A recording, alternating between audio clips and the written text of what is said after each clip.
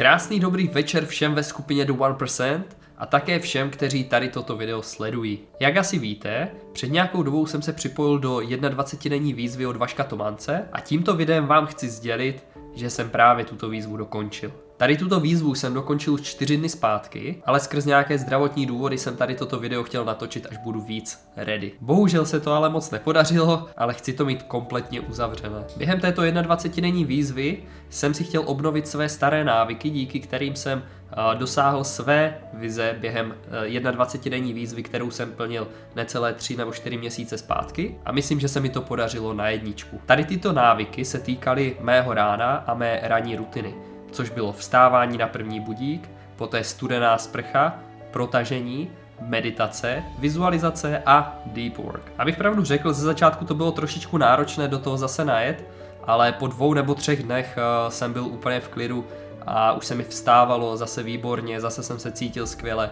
a jsem moc rád za to, že jsem to zase obnovil. A k obnovení tady této ranní rutiny jsem v této 21denní výzvě přidal ještě cvičení. To spočívalo v tom, že jsem si zaplatil svého osobního trenéra Kubu Sedláčka, tady tímto bych ho chtěl pozdravit a moc mu poděkovat za to, co pro mě udělal a co pro mě vlastně bude dělat dál, protože jsem se s ním domluvil na dlouhodobé spolupráci. Kuba na mě dohlížel celých 21 dní, ať už to bylo během jeho tréninku, anebo během mých tréninků na ledě. Společně jsme si trackovali to, jak má kondice byla během tréninku, jaké výkonnosti jsem podával, ať už během tréninku na ledě, nebo během tréninku v posilovně, anebo třeba během zápasu. A když jsem zrovna neměl trénink s Kubou a neměl jsem ani trénink na ledě, tak mi Kuba připravil trénink na míru a já jsem přesně věděl, co v té posilovně mám dělat. A mým cílem během této 21denní výzvy bylo to, abych se znovu dostal do nějaké formy, abych se znovu dobře cítil ve svém vlastním těle a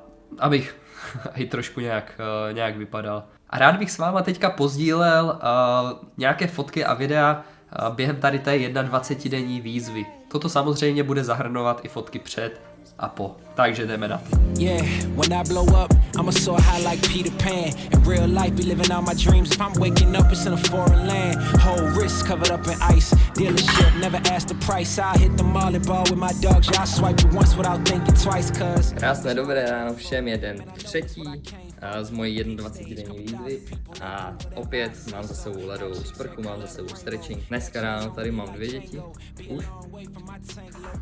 Tady. Jedno, druhé a obě odbavené. Let's do it. Diamonds, but all these lights are blinding. I wonder, is it worth it? Feel like I'm losing my mind. Yeah, remind me. Don't be afraid of the dark. Be careful with stars. Not every light is gonna guide you, baby. Don't let them rain on your spark. Keep it close to your heart. All of the pressure's gonna drive you crazy.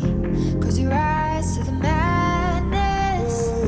In the morning, it's all gonna vanish. Don't be afraid of the dark. Be careful with stars. Tak toto byla moje celá 21denní výzva a ten můj progres může posoudit každý z vás. Já sám se cítím skvěle, jsem rád, že jsem do toho šel, že jsem začal dělat ty jednotlivé ranní rutiny, že jsem si objednal osobního trenéra, který na mě dohlížel a který na mě bude dohlížet hlavně, protože říkám, díky němu se cítím skvěle. A pokud někdo uvažujete nad osobním trenérem, tak Kubu určitě doporučuji. A na závěr bych chtěl pogratulovat všem těm, kteří se do cíle 21denní výzvy dostali a všem těm, kteří udělali za tady tuto dobu progres. Nezbývá mi nic jiného, než vám popřát do nového roku jen to nejlepší a hlavně, ať vyhraje ten šťastnější. Mějte se fajn a uvidíme se uvnitř komunity The 1%.